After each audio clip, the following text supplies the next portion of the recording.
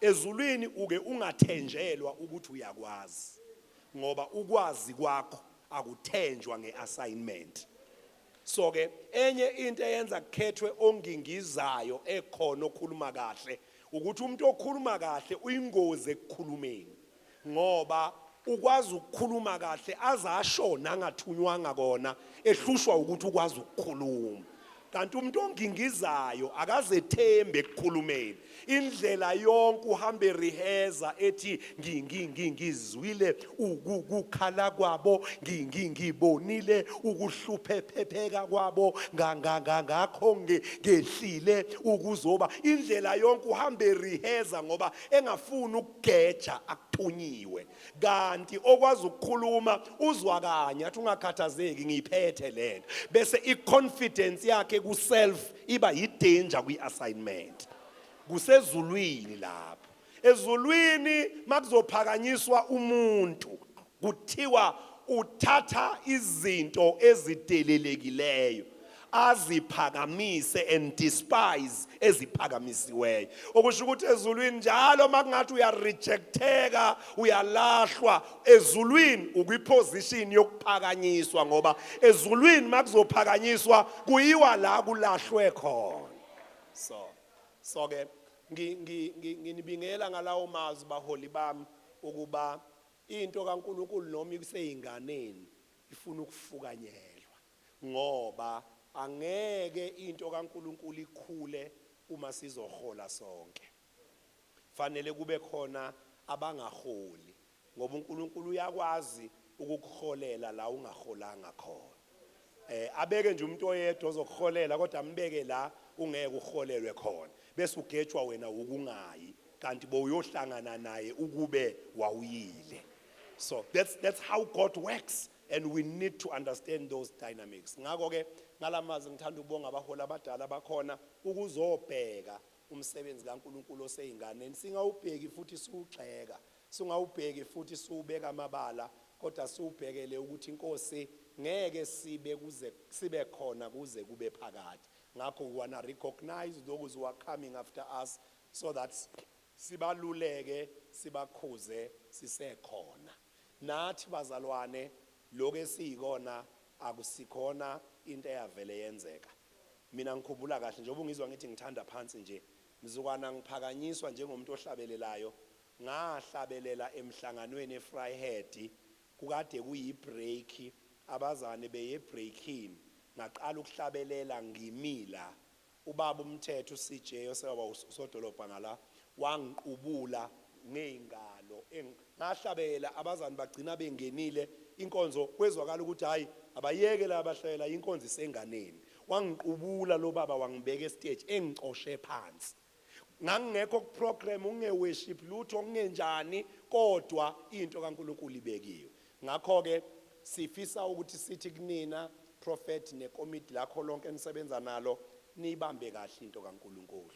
Mawuphethe into kaNkuluNkulu kumele ukuthi uyihloniphe nawe uma uphethe into kaNkuluNkulu ngoba kubhlungu ukuphatha into enkulu kanti nawe uyihloniphi.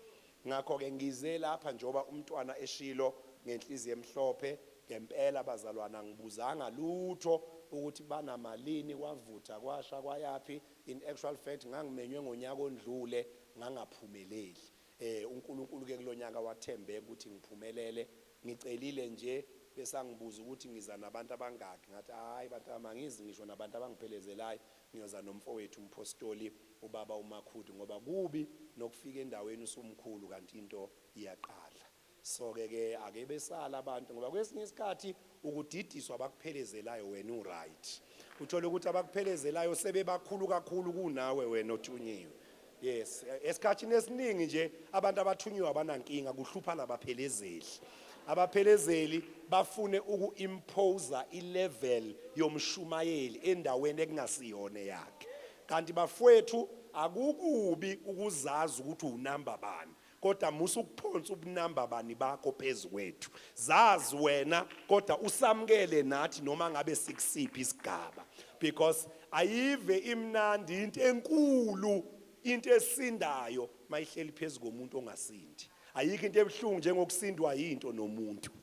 thola ukuthi uyiphethe lento kodwa nayo ukhona.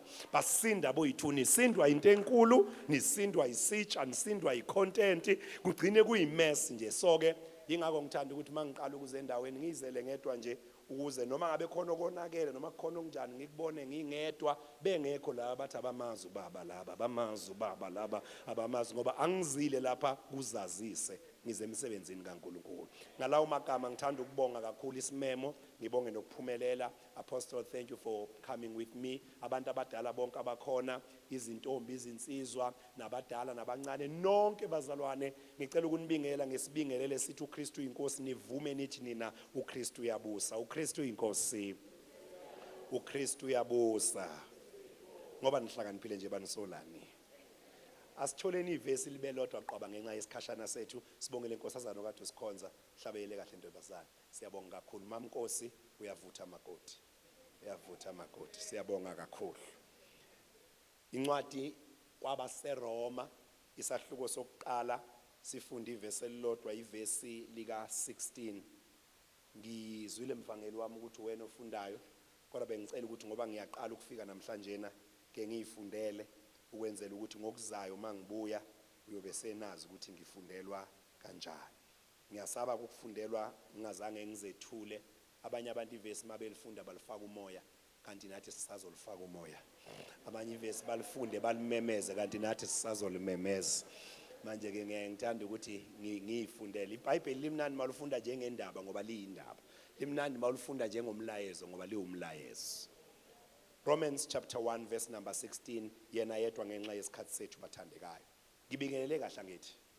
Ithi ngimakhane bingeleleka Nkosi yami, bingeleleka lishonile la ngabingeleleka, bingeleleka.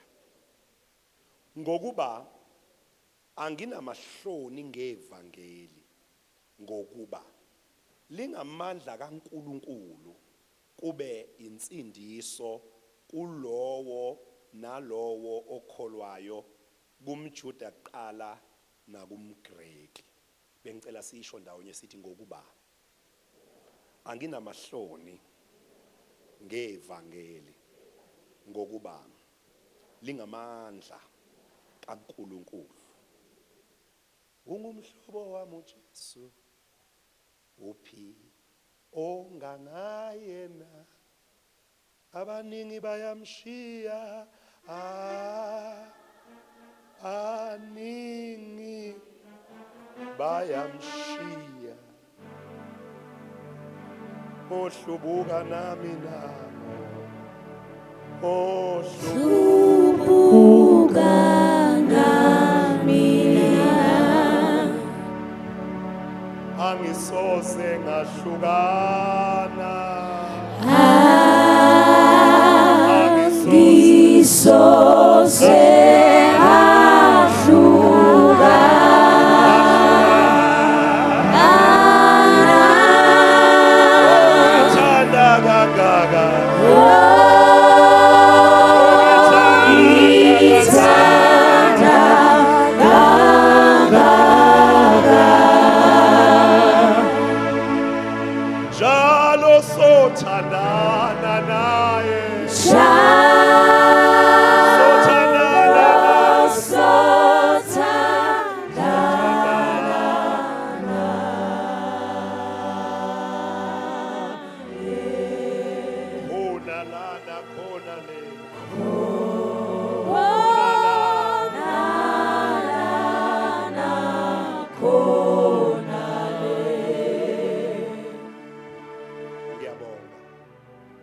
iculo laseluthela leli ningalifaka umdlandla, liyayivuthela nje. Ngi-introduce le ngoma zokhumbula baba makhulu 2013-2012 lapho uNkulunkulu ayibeka khona. Ngangizwe le ngoma ihlatshelwa uMamfisa kuphi Madlala owayewumluthela, iwu214. Uvesi lokuqala yilo lithi ungumhlobo wami uJesu. Alithi uphi onjengaye, lithi uphi ongangaye na? Ngoba uNkulunkulu linganiswa kabili, ulinganiswa ngobunjani, alinganiswe ngobungakanani. Bese ke kuthiwa ke abaningi bayamshiya, besithi imbongi ngohlubuka nami na. Bese imbongi iyaphendula yenza isinqumo. Ithi angisoze ngahlukana. Nongithanda kangaka.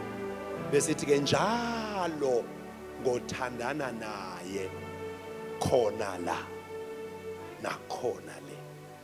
Ngiyacela kabahlabelayo bagade ihymn ningezi mawala nize kancane ngoba ihymn le ethi nawe moya oyingcwe nethi nizanigijimile. Yes, ivesi lokuqala lithi kubantu bakho Nkosi ngezikhathi zonke. Lithi ubagcina ubasiza eindaweni zonke. Kunevesi lapha elithi mabewela imifulu usenabo wena. Lithi mabeshiswa ngomlilo usenabo wena. Bese ke lithi ke bese ligcina ke lapha egcineni lithi bayabonga wena baba nendodana futhi. Lithi nawe moyo oyingcwele uNkulunkulu munye. Lo uNkulunkulu munye akushiwo munye. Kuthiwa babonga wena baba, babonga indodana, babonga umoya oyingcwele. Nina baba nendodana nomoya oyingcwele ni uNkulunkulu munye.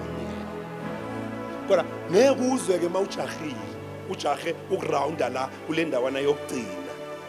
Sifuna uze kancane uzoyibamba lezi zinto. Yithi ngimakhelwane ihymn alifani nechorus, ihymn alifani nechorus. Into ebalekile kuhymn ukuphinda phinda amagama aze enze sense kolaleleyo. Angithi yayizwa nje mayithi ngiyavuma umangaliso okaKristu umfeli wami owashiya ubukhosi wehla wafa ngenxa yami. Bese kuthiwa ke ngineculo ngalo uthando lukaKristu umhlengi wami. Bese kuthiwa ke ngimbabazo wangifela. Bese kuthiwa lalelani iculo lapho. Indaba enkulu lapho ulalelani. Noma ungasho ka 100 uthi lalelani inhliziyo izivume. Noma ungasho ka 1,000,000 uthi lalelani lalelani. Ume kulo ndawo ngoba iemphasis yale ngoma yilethi ngineculo. Bese ithi ke lalelani. Iculo lami lokuthi khona washiya ubukhosi wafa ngenxa yami. Lalelani iculo lami ukuthi ngivuma umangaliso okaKristu umfeli wami. So that's how you go around in hymns. Angivali isikole ke singene evesini. Baba ndodana ngiyabonga kakhulu.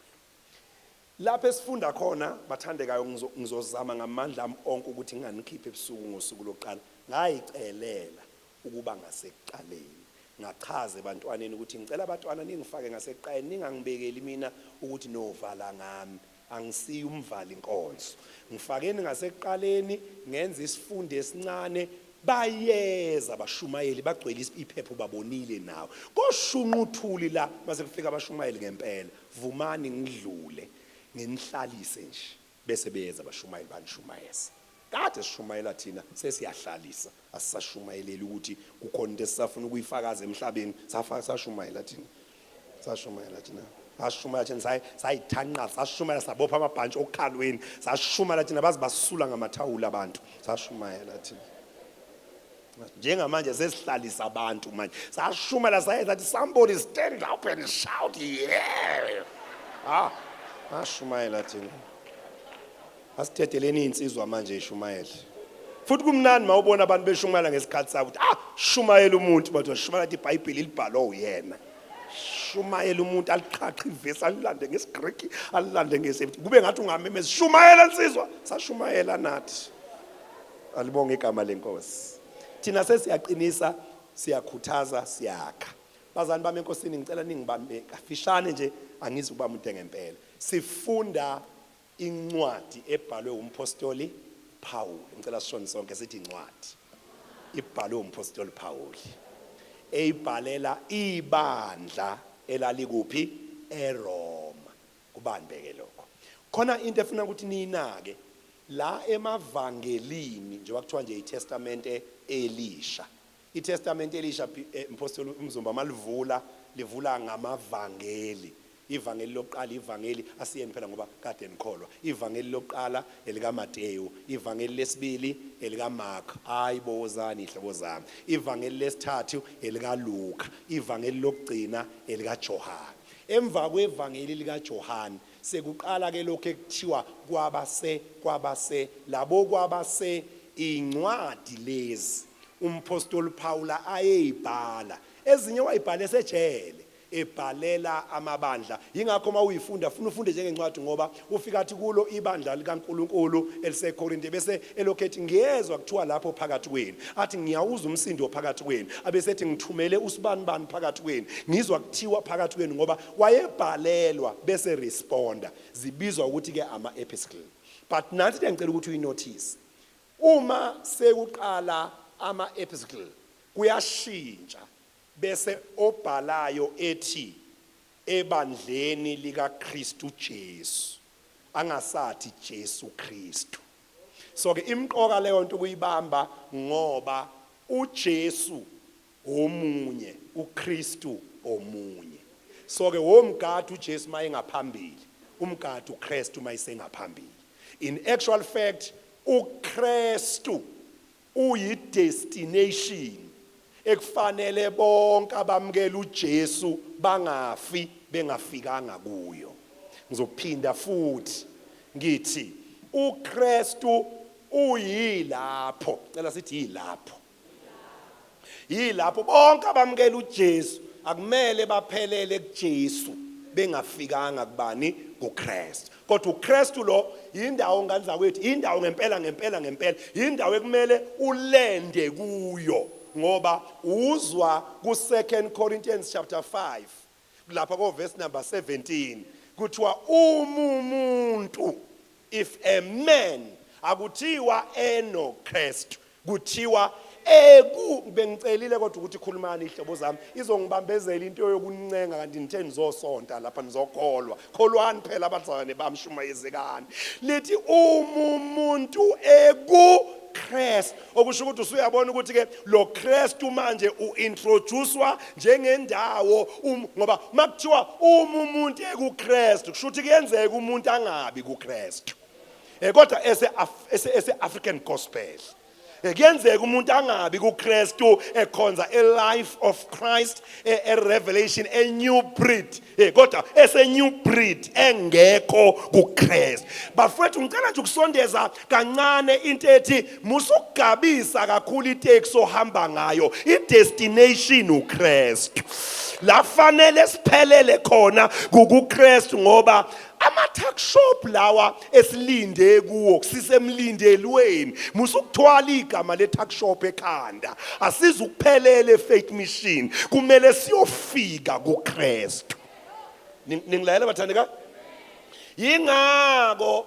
akumele ungambingeleli umuntu owaphuma esiteshini enanini naye kuso uma esesekuKristu ngoba umuntu akakhalelwa mayephuma ebandleni lakithi ukhalelwa maye kuthiwa nange news cafe funa sikhaleke ngoba mayiselapha uyaqhela kuKristu kanti mayengene kababa mazibuko as long as ezofika kuKristu thatha mwelase nezishumi thatha konke nemali thatha mwelase as long as ngoba akekho umuntu owasayini affidavit ukuthi uyofela esontweni lakho esontweni kunjengasebank kuyangenwa phunywa futhi abantu ngeke bangaphuma esontweni lakho abantu kade kwasabephuma abantu bake bakhokhe ejimini kwajima imali bengafikanga abantu bake baphuma emshadweni abantu bake baphuma evasithi beregistile tshela umakane kuyaphunywa emhlabeni kuyaphunywa Mhlabeni nje kwenziwa njani emhlabeni kuyaphunywa nje noma ungaqala ibandla elihle kangakanani ekuphuzwa itiye kulo ekudliwa ilunch kulo bazophuma abantu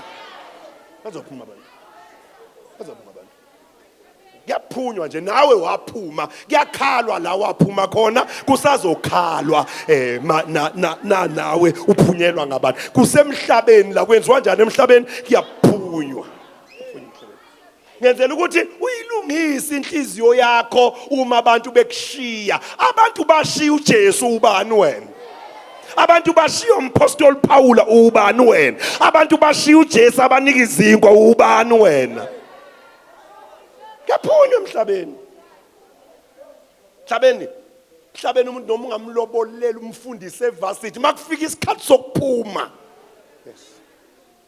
usuke unenhlanhla futhi mayevalelisile ngoba uma abantu sebephuma emhlabeni abavalelisi.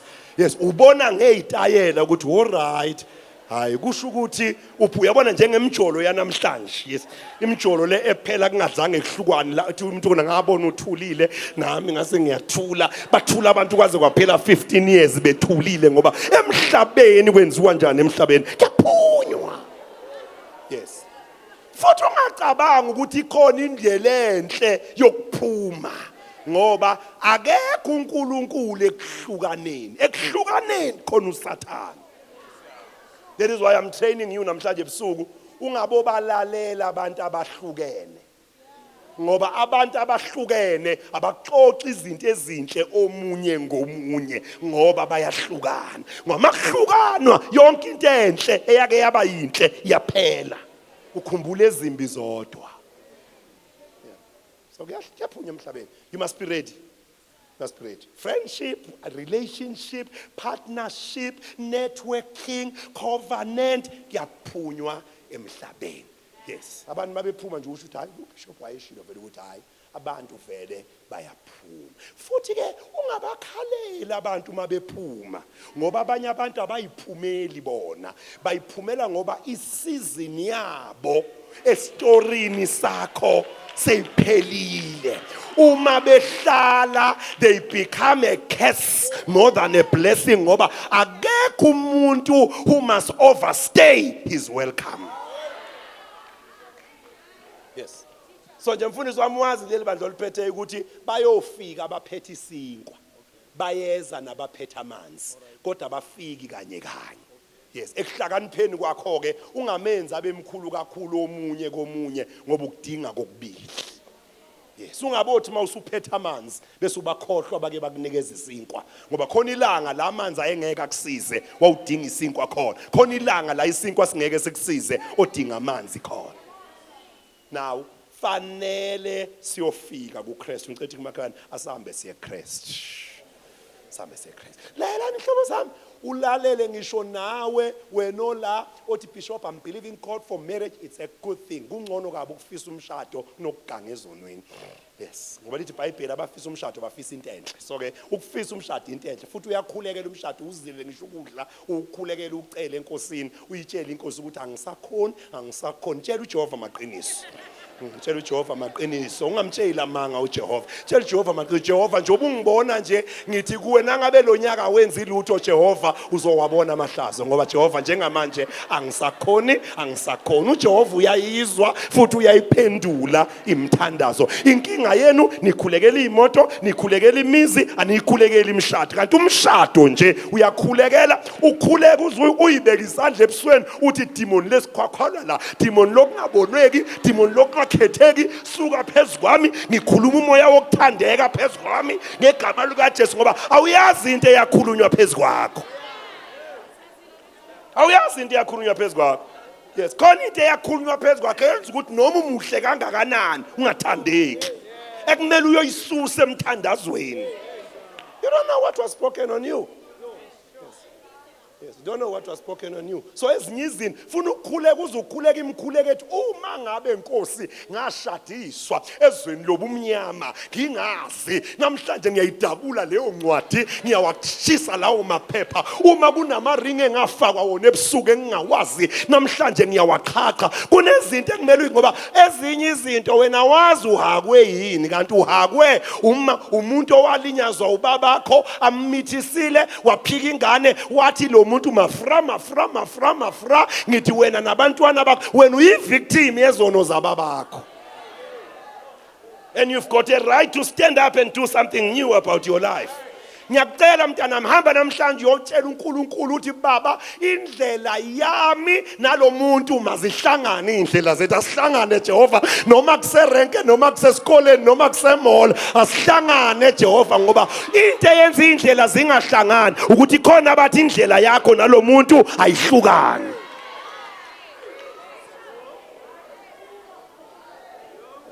Lezo zinto ziyathanda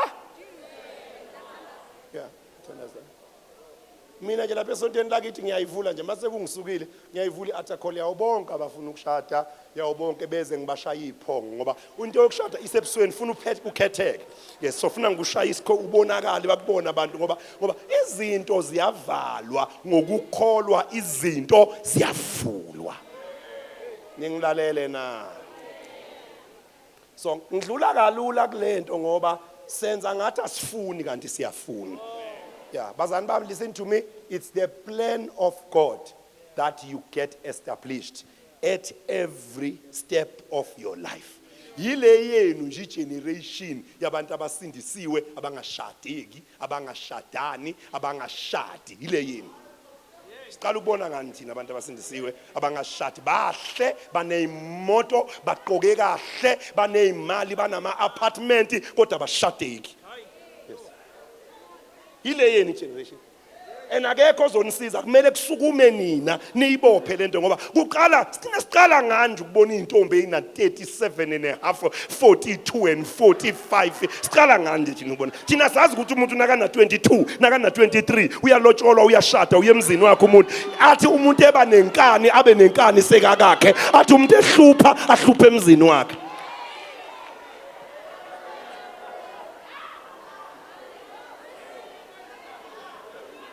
Kala nje ngani thina sazi ukuthi umgqibelo nomgqibelo siseholweni bayasha enefanele sikhuluma iqiniso sicheke diagnose ukuthi yini into engathi isitha sokuthi thina sakhimizi. Yafanele sihlale phansi sikhulume namaqi awunikhulumele kutheni sikhulume namaqi elokuqala nje iqiniso kumele silicheke ukuthi yini le eyenza kungapraise ukuyoshada. Yeah, enza kungapraise ukuyoshada. Enza ukuyoshada kungabi in need, kungabi priority. Ngoba enye yezinto esiyenza lapha emshadweni siyathandana. Yeah, so enye into eyenza ukuthi sisheshe sishade sasifuna ukuyothandana. Yes. So nangabe vele ubusy nokuthandana ungeke emshadweni, awudingi umshado ukuze uthandane, uyahlehla umshado. Uyahlehla umshado. Yes. Umshado wesibili uyisolution for loneliness. So mangabe awukho lonely ungashadanga uyahlehla umshado. Yes. Umbuzo uthi yini lekwenza ungabi lonely ungashadanga. Yes. Number 3, lapha emshadweni kuyalalwa. Yes, enye into le yenziwe emshadweni kuyalalwa. Yes, nangabe uyalala ungashadanga uyahlehla umshado. Yes, akekho umuntu ongangena endlekweni engaka for ukulala kanti kuyalaleka ungangenanga endlekweni. So mangabe nifuna ukulungisa umshado ke mantombazana, uma ningake nivale lezi zinto enizivulile uzophinda usondele umshado ngoba akekho umuntu ozongena endlekweni zento etholakala mahala. Yes. Aweka amadimoni akekho uSathane. Khona ingozi engifuna ukunibonisa ngayo. Uyingozi njengoba belokhu bekuthanda bekulimaza bakuthande bakulimaze bakuthande bakulimaza iyajika inhliziyo yakho ngamadoda iyajika inhliziyo yakho ngabantu besilisa. The day ungena emshadweni wakho uzongena emshadweni wakho unenhliziyo wrong ngomuntu wesilisa. Umuntu ongazange akwenze lutho uzoba ivictim yabantu abakwenza izinto ngoba wena mawuzama awuzami ngenhliziyo uzama ngebody.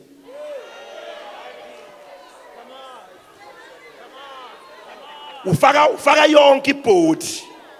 Akekho umuntu owathandana naye ongadlanga lale nawe. Uzama into encane ngento enkulu. Uzohlupheke la uyogcina khona ngoba uzana le body count.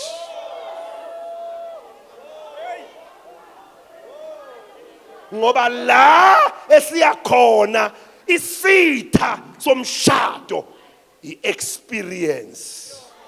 Emshadweni siyajajana.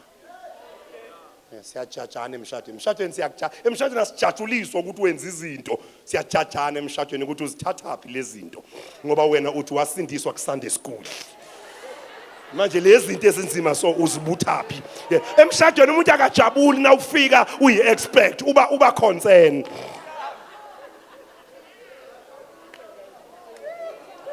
Umshado kuzulunge unale element efuna ngathi uba isithithi balanyana abo clever bakhulu abalungi le.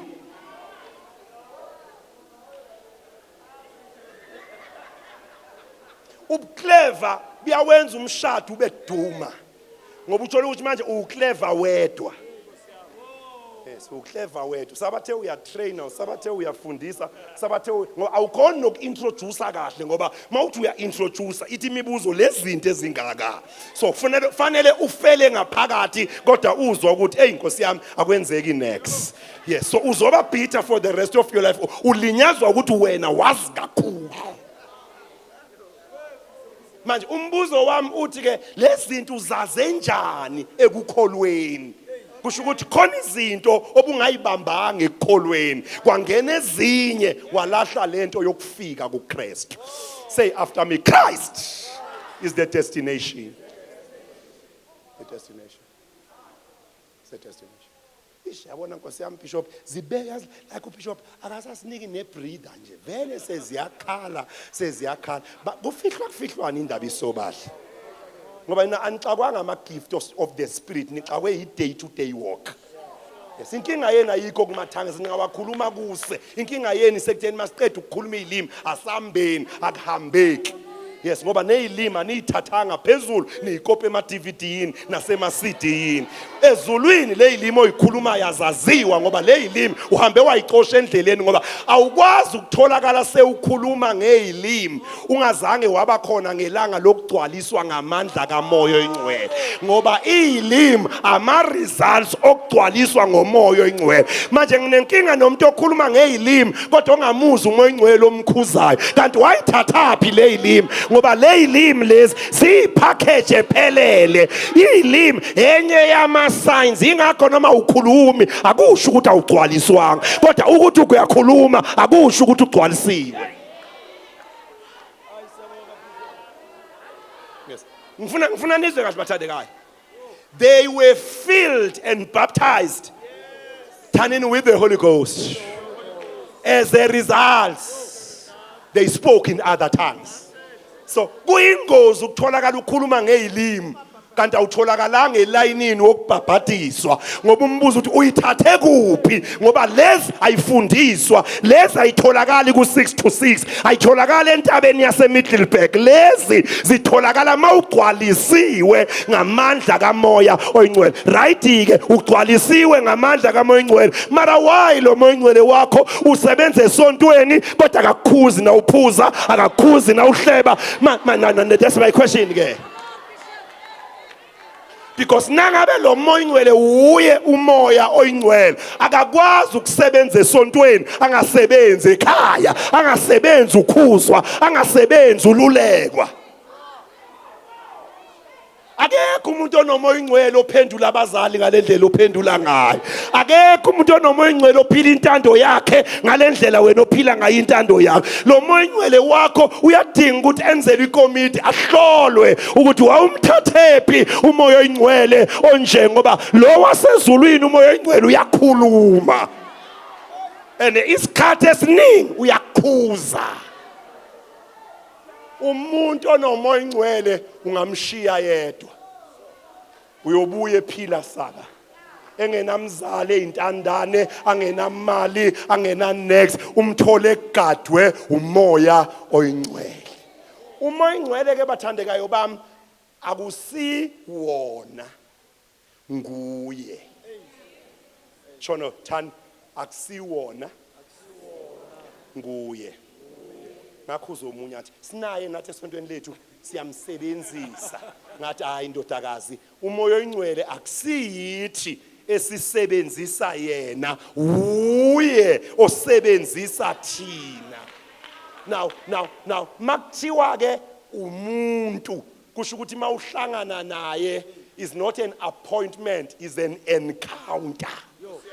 Ngoba he is a touching spirit, he is a rebuking spirit, he is a talking spirit, he is a teaching spirit. Umuntu onomoya oNgcwele uhlula umuntu owahlale evarsity 7 years.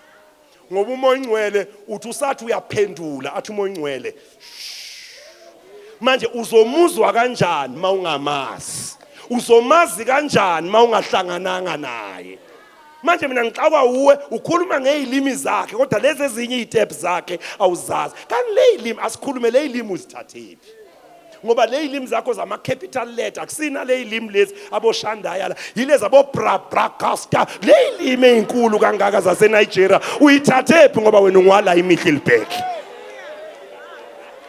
zinkulu man le ilimi oyiphethe kodwa indlela ohamba ngayo ayilingani nale ilimi oyikhulumayo awuthi kumakhelwane ake ihlolwe le ilimi uyazi bazalwane kunabantu abathi mabekhuluma ngezilimi kube ngathi ungamemeze khoneni uthi shara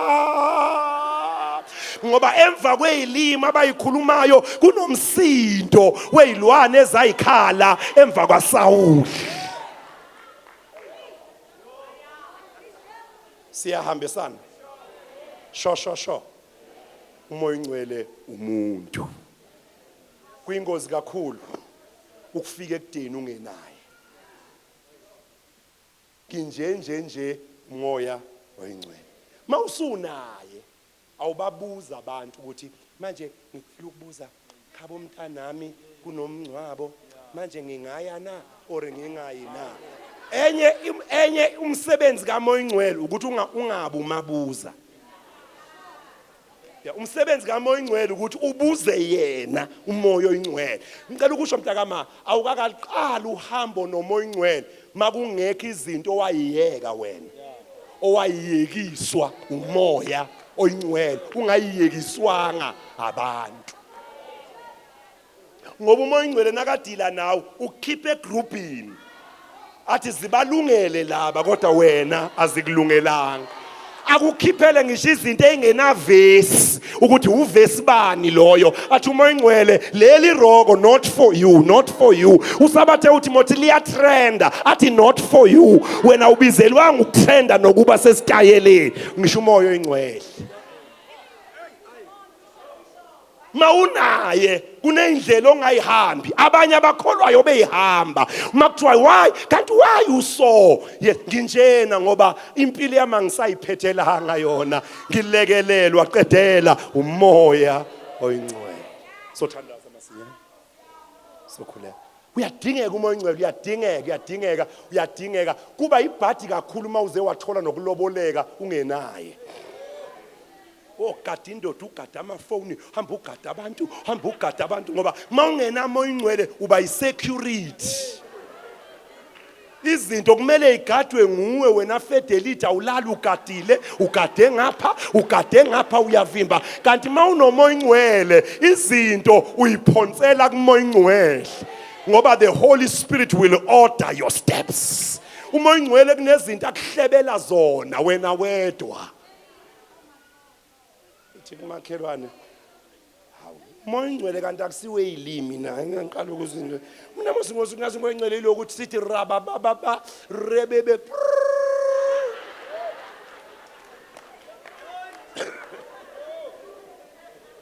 bazalwane umoya is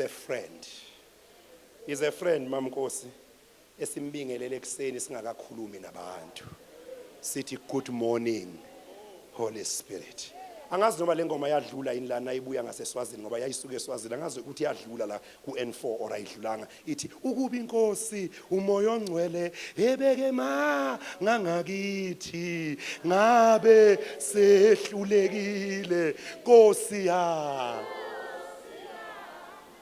uyaqhubeka athi lapho zifika izinto awuzange usishiye Nkosi yami lapho zivika izinto wemanathi baba yes ngicela uyilalele ingoma zikaShongwe uyekela ibeat zilalele ingoma zikaShongwe Shongwe ukhuluma into ezi strong kapi yekela ibeat yakho iyafana ungasheshe ubhoreke ngoba zonke ingoma zihamba ngebeat eyi1 yakodwa ngifuna ulalele ngoba khona enye ingoma zikaShongwe strong kakhulu khona ethi wena bowungekho uma mina ngisehlane ngilingwa wena bowungekho uma mina ngivivinye bese yayivala athi ukhathazwa yini uma inkosi ngibusisi yes kukhona enye ethi singaba yini baba uma inkazimulo isukile kini bese ethi sesikhuleka singasayitholi impendulo athi amadimoni ayohlekisa ngathi umoya ingcwele akuvumelekile ukuphuma eminyango ungahambi naye ngoba uyena ophethe navigator sengiyayekela ngizona introduce ke abantu abasha kumoya oyingcwele okhulisa umuntu omusha in the closet. Umuntu omusha mayebhekwa athenjwe ngama responsibilities. Into eyenza intombazane encane ihlanganisa umphakathi wonke kanje akusibo ubuclever, ukugcwaliswa ngomoya oyingcwele ngoba it's a guarantee umuntu okade enomoya oyingcwele in a closet nomuntu ongahlangananga nomoya oyingcwele in the closet abafanani. Ithi iBhayibheli bathi nabakhuluma labazalwane bekhuluma ngesibindi kwathiwa laba ngathi bebe noJesu ngoba umuke waba ne-encounter nabasezulwini uyabonakala ngakusasa. Yes. So ke ngizona introduce kumoya oyingcwele sinje sasizwa umoya oyingcwele. Uthi omunye manje babishop mina njengoba ngathi ngina 32 nje zonke lento oyikhulumayo like the unfamiliar to me. Kuhlanganwa kuphi kanjani naye? Simple kakhulu mntanami, wena musunane camera ne desk nombhede uyalikhiya ngisho ukulikhiya ngene ekamereni vala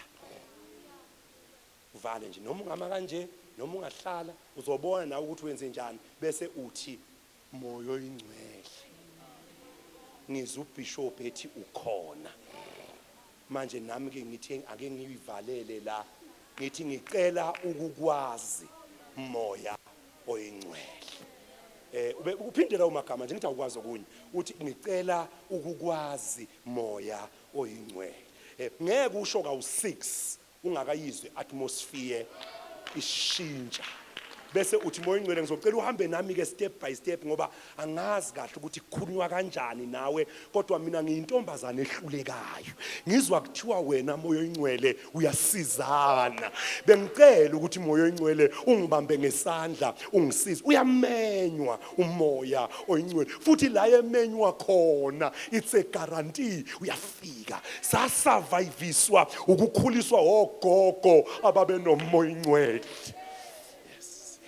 So ke as you grow umazi umoya oyingcwele umjwayele umoya oyingcwele uyozufunda ukukhipha ijournal wena ukwazi nokwenza ama VN umuzwe enyenye bese uyakhona ukuhlukanisa ukuthi ifear le ekhulumayo no ifear le yidoubt lelo self esteem yami vele eyangishaya ukuthi bangilahla yeah until you find the voice bese uyalithola iphimbo lika moya oyingcwele. Umoya oyingcwele ke maye ke wafika number 1 ukugainisa confidence ngoba into mawuyithathe kumoya oyingcwele injalo into na uyithathe kumoya oyingcwele akunandaba ukuthi kuvaleke kangakanani nakayishilo umoya oyingcwele inje ngoba injalo akunandaba ukuthi abasesontweni bayakugxeka nakayishilo umoya oyingcwele akunandaba ukuthi ayifezeki njengamanje nakayishilo umoya oyingcwele. Introduce insizwa kumoya oyingcwele ngoba likho ikhaya ongalibamba ungenamoya oyingcwele uyibamba ngemali yasesasole kuphela never. Ikhaya liyamfuna umoya oyingcwele ngoba umoya oyingcwele uyena okuvulisa izikhwama zeingane zesikole akudiscoverisa ama drugs phakathi. Umoya oyingcwele kuphela okwazi ukukhombisa abantu abahlangene ngawe emsebenzini. Umoya oyingcwele kuphela okwazi ukuhlukanisa nabantu osuka kude nabo ayokukonnecta nabantu oyakude nabo. Umoya oyingcwele phela introduce kuye ayikho into ongalunga kuyo ngaphandle kamoya oyingcwele. Uzumjwayeleke abomngane wakho uthi nawuphuma uthi asiphumeni abaqala ukubona bathi ukhuluma nobani ayi never mind ngeke understand noma ngingachazela. Yes umoya oyingcwele othi umoya oyingcwele okulahlekisela ngezikhiye zemoto akulahlekisele ngezikhiye zemoto kanti ukudelay kwi-accident akudelay umoya oyingcwele uthi nawuphuma emini ke nawuhamba abantu bakuzolokhu uthi thank you Holy Spirit thank you Holy Spirit kwenze ukhuluma nobani ngoba umoya oyingcwele ezinye izinto uyinikeza yena uthi usiyongikhumbuza ke emini umoya oyingcwele usiyongikhumbuza ke umoya oyingcwele bese yakukhumbuza umoya oyingcwele. Umoya oyingcwele ukunikeza impendulo yokuphendula ngesikhathi esifaneleyo. Ubani igama lakhe umoya oyingcwele ngizothula yena la. Yes hayi ningesaba lead iviki bayeza bazothi catch your car catch your house you are moving to the next dimension. I see you arising, I see you moving up, I see things that were running away from you starting to come from you. I see God blessing you right in the presence of your enemies. I see God placing it. Ngicela singakafike ematafuleni wena wazane nomoya oyingcwele ngoba wena uyinkinga uhamba ngeenyawo izokusiza ngani imoto ucake uhamba ngeenyawo wena. mina bengibona ukuthi imoto ake yime wena uthola umoya ingcwele ngoba ungcono na unomoya ingcwele ungenamoto kunokuba nemoto ngoba wena uhlupha ngama-Uber uzoba njani na ungaba nemoto wena uzoba njani ngoba wena uya requesta wena uma ungaba nemoto uyoyiyela mosi wena mina ngibona ukuthi imoto ayime wena thola umoya ingcwele umoya ingcwele ozokhona ukukutshela ukuthi uye yena he looks the part he has the muscles the tone the height but is not him umoya ingcwele okwazi ukurongisa izinto engathi zi-right ayichitha umoya ingcwele abangani bethi mngani ingena athi umoya ingcwele baleka Josefa ubalekisa iphupho lakho umoya ingcwele yedwa okwazi ukwenza izinto ezingayenzi sense phakathi kwezinto ebengathi zenza sense ekulunge ngaphandle kwakhe yes yofana nesingisi yothi ubuzwa ukuthi kwenzeke kanjani uphendule ngesingisi uthi you know pastor if I can explain I don't know what happened but you know I just got led into this thing little and before I knew it I was deep in the mess and I did not know what to do uthola ukuthi ubufluent besingisi bukhona kodwa ubhayiza nesingisi esikwi-order esine-grammar ne-tense e-right kodwa ukuhlakanipha ku-absent ngoba umuntu akahlakaniswa i-intellectual umuntu uhlakanishiswa umoya kuthiwa kuyoba khona umendo nendlela kuyawuthiwa umendo indlela yobungcwele kuthiwa abahamba ngayo noma beyiziwula abaduki ngizointroduce umoya ingcwele ikhiye zeyimoto nizobuye niyibambe namamiliyoni bengicela nje mina ukukushiya namhlanje uhluphekile emoyeni ukuthi ngaze ngamdala ke nokho ukungamazi umoya ingcwele sengize ngabizwa nakumaskhwaya yes ngashare nangolesithathu yes ngingenayo i-personal relationship with the Holy Spirit awuphakamise isandla uthi ngigcwalise Nkosi sesiyayekela lithi ke le verse anginamahloni ngani ke ngevangeli ngoba liyini ivangeli lingamandla kaNkulunkulu bafethu ivangeli ngicela sithi lingoJesu sengiqedile bawumzomba lapha kuJesu khona into eziwu5 ngicela sonke sisho sithi wazalelwa thina waphilela thina wahlushelwa thina wafela thina wavukela thina wanyukela thina uzobuyela thina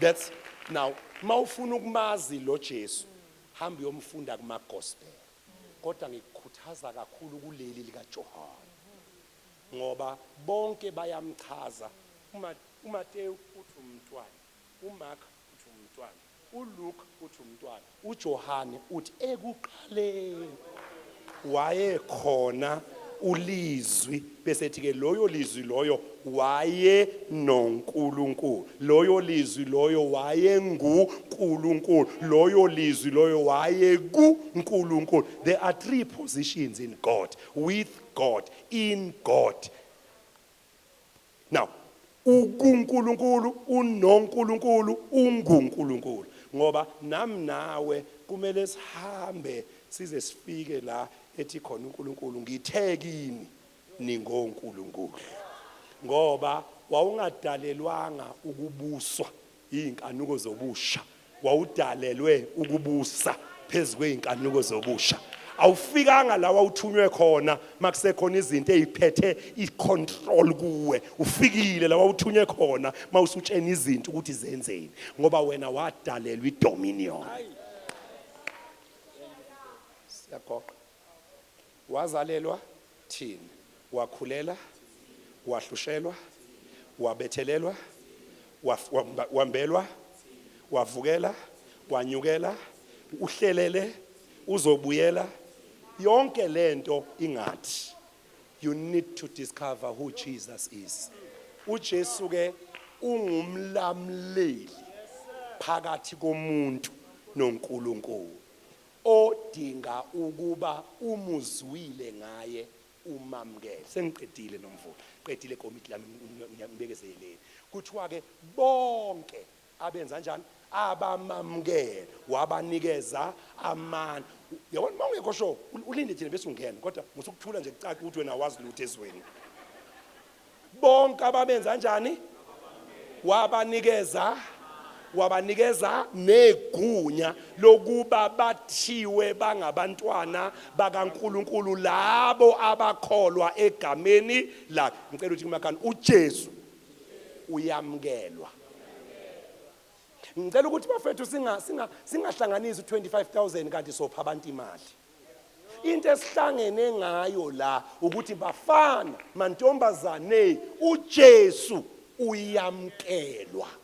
Musokujoyina ikhwaya mana ngeasharing. uJesu uyamkela. Mana ngokungena kwikomiti yemali. uJesu uyamkela. Akasebenzi kwabanjani kwabangamamkelanga. Ngicela umbuze kumakhani, wamamkela na? Hayi mina ungangibale kumamkeleni. Mina ngingumgonwa wase-Faith Mission. Ngazalelwa e-Faith Mission ntakama. Ukuthi wazalelwa egarage akukwenzi ube imoto. Kufanele at some point umenze njani uJesu umamkele. Kuba isikhathi siyava bengizonika lengane imicrophone icula ingoma ethi izwi la ihlaba inhliziyo yami, la ngibonisa ukweduka kwami, ngaze ngazivuma izono zami eGolgotha. Wozani phela ithini ingoma? Ithi yeka umusa ongaka nothando nokuthethelelwa kwezono nokukhululwa komphefumulo. uJesu uyamkela. Kuyahlupha ukusonta uJesu ungamamkelanga. Unjengomuntu ogijima iComrades Marathon eyijoyine phakathi nendawo. Kanti iComrades njengoba beyigijinywa nje ngeyi16 iyashintsha ndodana, ngazi noma uyayazi yini. Kulonyaka iqala eThekwini iphelele eMaritzburg, ngonyaka ozayo iqala eMaritzburg iphelele eThekwini. Kwenzeka izinto ezintathu kweComrades bamba abagijimayo, abami nabahalalisayo. Abagijimayo fanele bayoba seThekwini, abahalalisayo kumele bayoba seKings Park. Ngonyaka egcinwa ngaweThekwini abagijimayo kumele babe seMaritzburg, abahalalisayo bame eMabhida. Ngoba awumi la uyohalaliselwa khona, uma la uyogijimela khona. Kuyolandwana eqaleni, kuyolandwa inamba, ngoba kumele mawugijima ube nenamba. Kuyingozi ukugijima nathi kanti inamba awunayo, ngoba egcineni akufuneki igama nesibongo, egcineni kufuneka inamba. Now uthi omunye, why laba abahamba naye bame ngasekugcineni? Laba bama ngasekugcineni ukuze babe yi-encouragement. Uma lo ebanjwa ngamaqakala endleleni kumele ayibuza umbuzo othi kodwa ngathini umngami mangingasafiki? Lithi iBhayibheli sinefe lingaka lofakazi olusihaqile ukuze masizwa amaqakala bese sivukelwa into ethi ngathini uPetro mangingasafikanga. Ngoba asikho isimo obhekene naso ekungekho umuntu eBhayibhelini owabhekana naso oyiproof kuwe ukuthi nabanezimo ezinje kumele baqede ukugijima. Now I am here to say nobody will run your race, but every young person emhluzi must run their race. Kwangathi bengingamemezela ngithi there is a race we must run and there are victories to be won. Give us power every hour to be true. Thinta ababili thani gijima ngani yakwethu gijima. Awuthinta ababili thani gijima ngani yakwethu gijima. Uze kancane insizwa ye-keyboard, uze kancane very softly. Hlalani phansi ngizoqedela. Layelani ke iComrades Marathon. Ngeke nje mina ngisuke ngithi ngizobe ngigijima ngoJune ozayo nalomhahabula wesisu. iComrades Marathon mawuzoyigijima, number 1 akekho ogqoke ama tracksuit, engekho ngisho nogqoka iLouis Vuitton neDolce & Gabbana. iComrades Marathon ayifuni impahla ezisindayo. Kwangathi bengingasho ukuthi nakulendlela kaJesu ayifuneki izinto ezisindayo. Bonke abanaleli themba bayazihlambulula impela, bayalahla izono nemthwalo nakho konke okubabambezelayo. Phinda umthinde uthi gijima mntaka baba gijima. Sesiyathandaza. Ngeke ugijime nathi uphethe utshwala ezandleni. Ngeke ugijime nathi uphethe ubaba womntwana ezandleni. Ulokhu ukhuluma impika abadala, ulokhu uthi uyena owanguyisibele manje.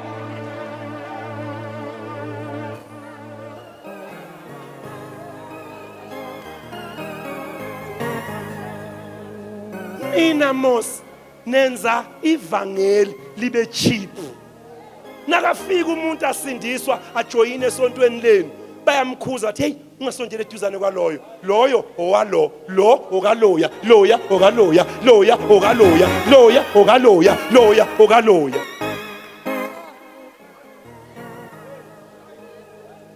Nina namhlanje nichazwa ukukhonza nazelana. Ngicela ukusho ayigijinywa lendlela nezinto ezinjani ezisindayo. Lithi iBhayibheli, therefore throw away every weight. Siyathandaza. Bonke abamamukelayo. Lithi kumakhelwane uyamukelwa. Mase simamukelile-ke bese kuthiwa okwakudala awushonini okwakudala bese kuthiwa bheka sekuvele. Bese Romans chapter 8 verse 1 ethi therefore there is now no condemnation to those not who are with those who are in Christ Jesus. Bese qhubeka umpostoli Paula ethi may Christ be formed in you. Bese qhubeka athi Christ in us is the hope of glory. Bese qhubeka athi in him we live. Aqhubeka athi in him we walk. Bese qhubeka athi in him we find our being. Ngoba masingakafiki kuyo siwumsangano, kodwa masifika kuye sithola i-identity. This is what this week is about. Ukusonta is not enough mawungazani noJesu. Manini ngeenyawo sothandaza.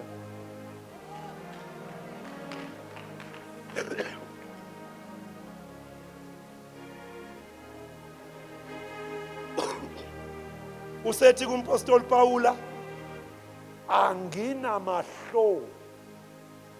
Ngani? Awunithule emuva ngani? Bantu abami, lento ifuna abantu abayinikele.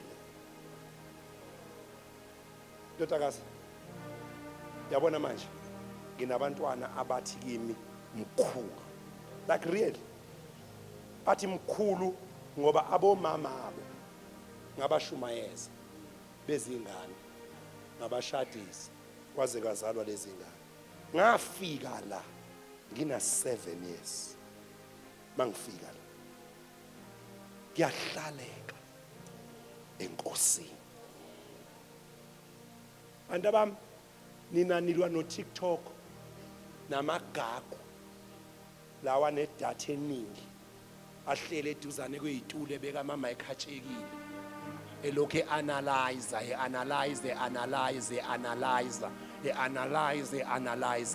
Uyangizwa ngishumayela kalula kanjani? Indlela wangibona ngishumayela ngayo ku YouTube akusile ngishumayela la. Ngoba akekho umuntu osindiswa ukuhlakanipha kwentshumayelo. Umuntu usindiswa ubuwula bentshumayelo. It must be so simple that even the one oqala ukufika imenzele sense. That's what I'm trying to do tonight. That's what I'm trying to do. That's what I'm trying to do. Ngizokumemela entweni ongeke uyihambele kuyo. Mina ngathola ubhizi ngoba ngangiyazi impambosi. Khona impambosi ekuthiwa impambosi yokwenza. Khona kuthiwa yokwenza yenza. Kube khona kuthiwa yokwenzisisa. Bese kuba khona kuthiwa yokwenzisa. Uyabona ke la enkosini sisempambosini yokwenziswa. Wemoya woyingcwele khuluma njalo kimi ngifuno kwaphezulu njalo Nkosi yami. Asizenzeli fanele ube lula mayethi down lento ayifuni ubuza inyama yakho. Inyama yakho ngoba kuwe sizwa yami nawe ntombi yami kuwe kunabafana abawu2. Xolisa abafundisi bami kunikhomba kalula kangani ukuthi niphambi kwami. Phakathi kwakho khona umfana wakude. Khona umfana waseduzana.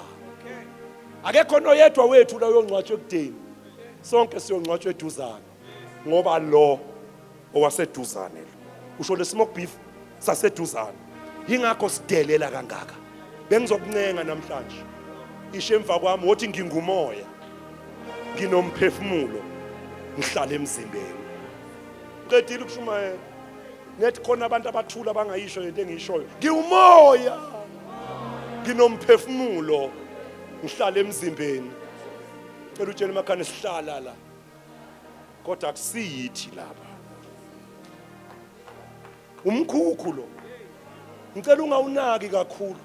Ungawupendi uze ufaka ama foundation, ufaka o mascara, uze uhlikihlela ihlathi zibe bomvana. Noma ungayenzelani inyama ayibongi. Inyama idemanda every day. Ikhomba isilenda, uyizamele isilenda, uyizamele, uyitholele isilenda. Nawuvuka nje ubopha ibhande, ithi ake siyozama nasi isidudla sika Joseph siyadidisa ngoba inyama noma ungayinikani ayibongi. Noma ungayithatha uyoyihlalisa ecafe ubusuku bonke uyiphuzisa omuthi, uyiphuzisa John Walker, uyiphuzisa Hennessy noTropez. Ekseni nawuvuka ithi ngaze ngaphathwa ikhanda ngathi ngingaphinde ngithola okunye ngoba inyama ayibongi. Cela ukukubuza, where will you spend your eternity? Kuthi uncandweni sekungcono ukungena ezulwini nezitho zami zingaphelele kunokungena esihogweni nazo zonke iphelele. No sex, no mjolo, no tshwala, no bdakwa, no bukhebereshe, no manyala is worth you losing your soul. Yakumema namhlanje. Ungcono umuntu ongamazi uNkulunkulu, inkinga yami ngawe uzofa wazamavesi. Mina bazalwane ngiyasaba ukuya esihogweni. Ngiyasaba nje mina mamnkosi ngisaba kabi. Ngibona ngathi ngeke ngaphepha esihogweni. Ngiyangizwa ngishumela rafu njani. Ngibona ngathi esihogweni ife bezingangikhahlela. Zingikhahlela nje ukuthi wenzani la wena emva kokumemeza kangaka. So esihogweni angingibona ngathi abotsotsi bangangihlaba ngama-okabeti intombi zethu zasindisa wena ngenxa yakho wenzani la yona amadala ufunani la. Ngangilibeke esihogweni. Ngicela ungabi sekukhanyeni kodwa uphaphamele ekufeni. Liyini ithemba lomuntu ongena uNkulunkulu uma insuku zakhe. Bafethu mina ngizophakamisa uJesu. Ngizophakamisa uJesu ngizothi ukusindiswa kule insuku ku-in. Ngizothi ukusindiswa kule insuku kuyatrenda. Ngizothi ukusindiswa kule insuku ku-in. Se-in thing. Beyintombazane nemoto neimali zakho ne-iPhone 16 Pro ne-16 inch Peruvian hair yakho ne-12 inch heel yakho ene-red soul uhleli kuNkulunkulu. I am what I am because of the gospel. Ngonyaka ozayo ningibiza ngizoyibuyela futhi ngizofakaza ukuthi I don't even qualify to preach. Ingowasemanyaleni kodwa umusa. Bantu bami ukuhlala kuye kumnandi kunokuphila. Ngimila ngiyufakaza ophila ukuthi uJesu uyamgcina umuntu omusha. Mgcina zaphumelela. It's not all of us esiyemshadweni nakuphi but you must die in Christ. Ngoba umpostoli Paul uthe for me to live it is Christ, what for me to die is gain. Ukuthandaza nomuntu oyedwa one person othi babishop ngingowasesontweni full time kodwa zange ngenza decision ngoJesu. Ngayenza i-decision ngoJesu ngajoyina umgengana. Sishayela amabhabhli ngesonto sicula bo Lion of Judah. Nase sicula size sikhale ungazi noma sikhaliswa budakwa noma sikhaliswa umoya. But I need to be sober. I can't continue like this. Ngoba ngiyalazi iqiniso ngeke ngilunge ukuphila ku guilty conscious ngize ngife. Sukumani worship team sizocula. Ngekho umhlobo onjengawe ongikhatha lela njalo kanti senga beka konke kuwe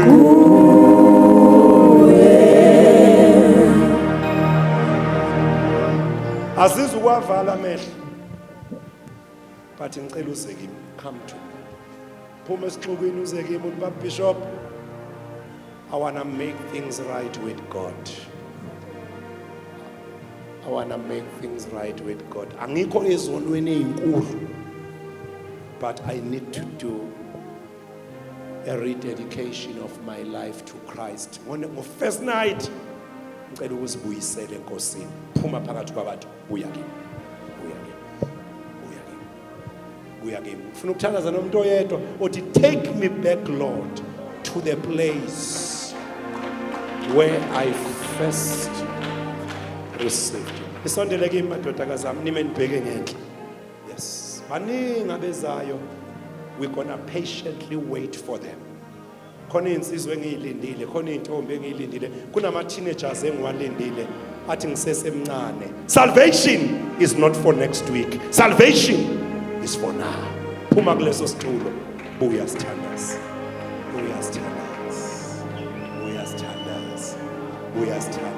Sithe bewena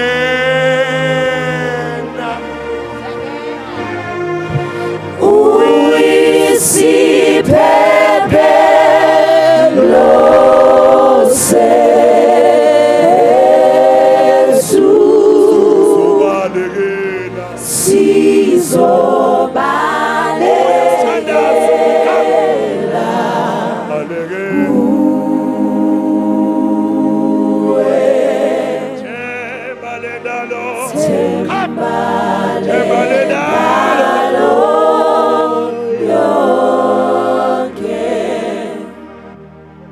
sithembe wena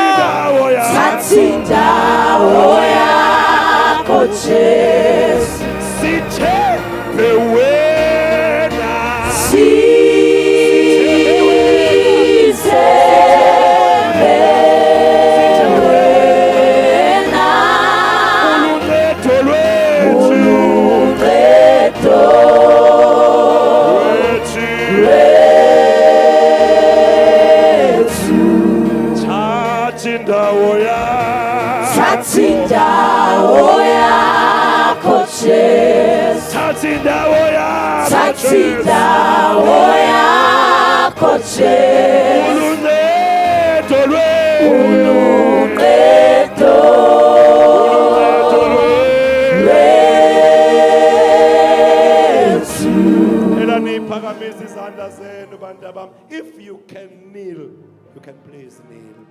Sizothandaz.